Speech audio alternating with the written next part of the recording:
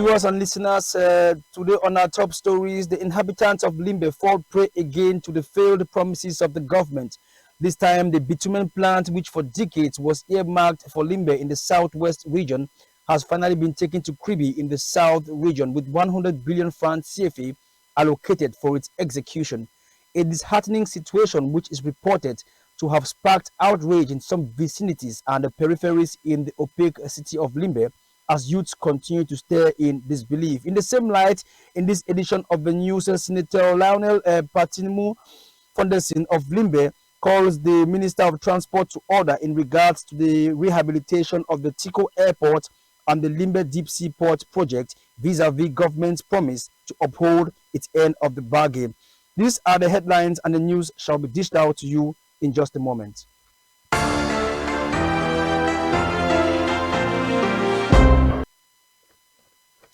Good morning again, ladies and gentlemen, and welcome to the news on CAM1 Radio. The frequency, of course, is at 99.5 FM, and this is the People's Radio.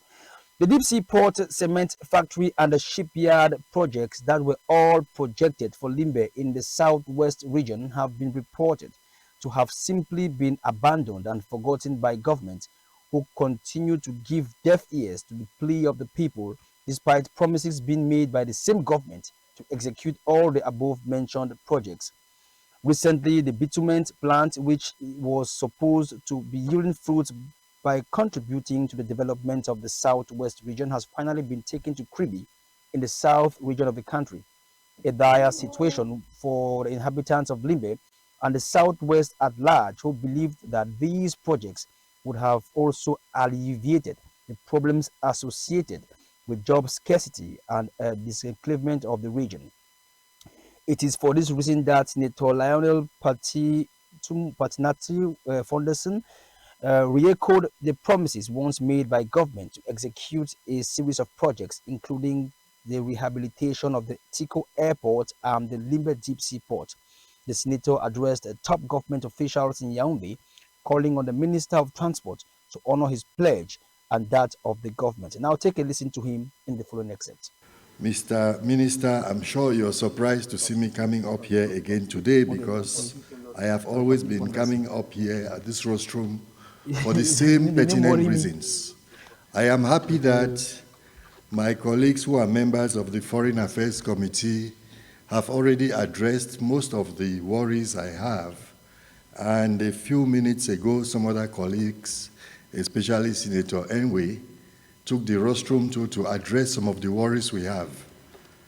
As you see, Mr. Minister, I want to talk about two major issues, which have been talked about over and over and over. We are talking about the rehabilitation of the Tico Airport and the Limbe Deep Sea Port. You will say it is repetition, but it is not repetition. Everybody knows where his shoes are pinching his feet. We are saying this because we are politicians from this part of the country. We represent people from this part of the country. Time immemorial, even those who were representing our people before us, they have been clamoring for these particular projects.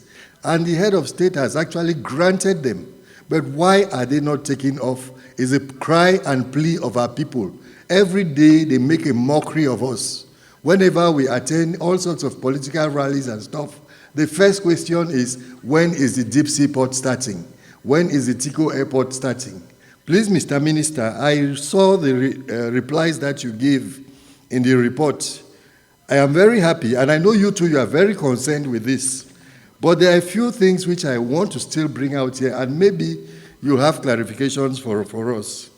In 2023, the site for the Tico Airport was relocated, and you actually made announcements that work will start then. I have excerpts. I was part of a delegation that visited the site with a contractor. So a contractor had already been selected to do this job. Please, Mr. Minister, can you tell us what is happening? We don't know where the contractor is. We don't know what is the exact state of advancement of this work. The same thing for the Limbe Deep Sea Port. Over and over, work will start. The first studies that you talked about of 2009 in the report, by 2009, 2020, after the major national dialogue, they said those studies were already obsolete and they could not rely on them. They had to do new studies. By 2022, 20, thereabouts, the studies were already completed.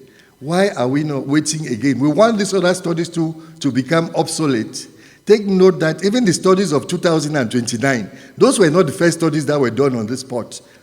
Like the former Senator Enwe said, when we were young, we had seen people even came to start works on this seaport. So we don't know. It looks like it's a game that they are playing to us and to our people.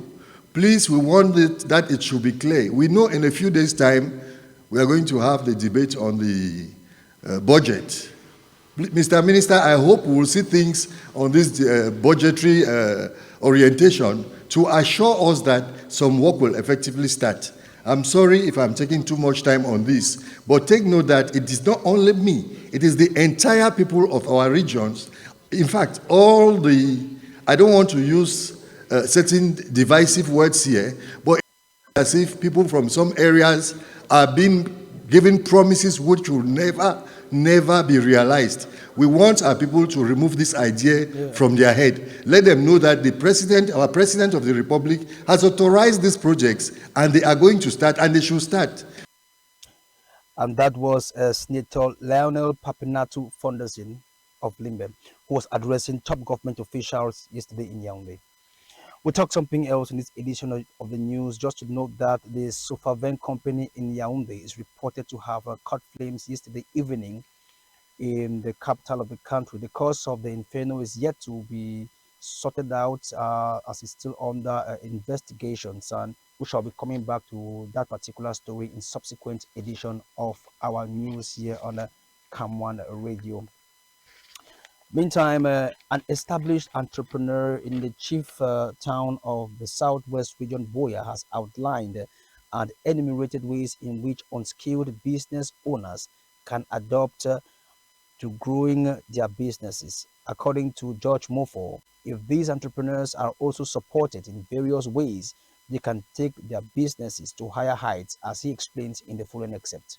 First of all, to ensure that these people involved in micro and informal businesses so that they can get to another level, I think what we should do as a community, as stakeholders, is to promote them through training and accompanying them with basic infrastructure and easy access to capital. There are definitely possibilities for these people to move to another level that can create employment. Firstly, training to work in team. Teamwork is one of those skills which is actually absent and it makes us stay small. For example, letting the Kofo seller to know how to use plantain or cocoyam flour will reduce the cost of input, and by the same token will also enable him or her to liaise now with the other person who is producing plantains and cocoyams. That will guarantee a source of raw material, and in that same sense, the person supplying the raw material already has a market, and two of them now would have created jobs for themselves. A section of the palace of Chief Eume John Eko in Boassa village has been burnt down. Sources in the village say the structure was set ablaze in the night of Sunday, July 14, breaking Monday, by a person suspected to be a secessionist. Meantime, the popular and the controversial chief is currently awaiting justice to take its course, as he was accused of multiple crimes against humanity. The Central African Banking Commission, in its acronym COBAC, has called for a halt in the transfer of unclaimed assets to Cameroon's Deposit and Consignment Fund. COBAC Secretary General Marcel Ngene awaits clarification on the defined methods of presentation and the potential restitution of these assets before any transfers are being carried out. We talk something completely different now. It was a battle for a beautician competition over the weekend as young people converged in Boya showcase their skills in activities like makeup, hairstyling, and barbing, among other activities. The event was organized by Eke Walters Ngale, the president of World Cult Community Development Association, who doubles as the promoter of the Battle of the Beautician competition, who had something to say about this initiative in the following excerpt.